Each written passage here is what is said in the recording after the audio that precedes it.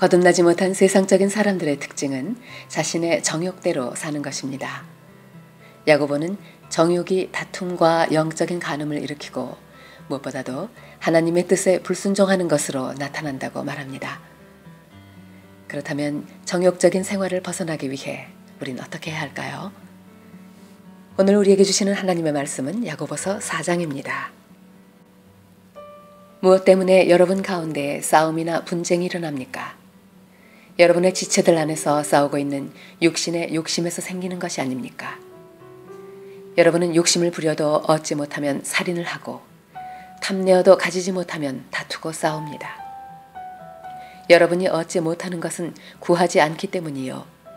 구하여도 얻지 못하는 것은 자기가 쾌락을 누리는 데에 쓰려고 잘못 구하기 때문입니다. 간음하는 사람들이여, 세상과 버탐이 하나님과 등지는 이름을 알지 못합니까? 누구든지 세상의 친구가 되려고 하는 사람은 하나님의 원수가 되는 것입니다. 하나님께서는 우리 안에 살게 하신 그 영을 질투하실 정도로 그리워하신다 라는 성경 말씀을 여러분은 헛된 것으로 생각합니까? 그러나 하나님께서는 더 큰 은혜를 주십니다. 그러므로 성경에 이르기를 하나님께서는 교만한 자들을 물리치시고 겸손한 자들에게 은혜를 주신다 하고 말합니다. 그러므로 하나님께 복종하고 악마를 물리치십시오. 그리하면 악마는 달아날 것입니다. 하나님께로 가까이 가십시오. 그리하면 하나님께서 가까이 오실 것입니다. 죄인들이여, 손을 깨끗이 하십시오. 두 마음을 품은 사람들이여, 마음을 순결하게 하십시오.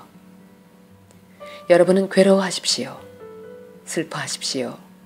우십시오. 여러분의 웃음을 슬픔으로 바꾸십시오. 기쁨을 근심으로 바꾸십시오. 주님 앞에서 자신을 낮추십시오. 그리하면 주님께서 여러분을 높여주실 것입니다. 형제자매 여러분, 서로 헐뜯지 마십시오. 자기 형제자매를 헐뜯거나 심판하는 사람은 율법을 헐뜯고 율법을 심판하는 것입니다. 그대가 율법을 심판하면 그대는 율법을 행하는 사람이 아니라 율법을 심판하는 사람입니다. 율법을 제정하신 분과 심판하시는 분은 한 분이십니다. 그는 구원하실 수도 있고 멸망시킬 수도 있습니다.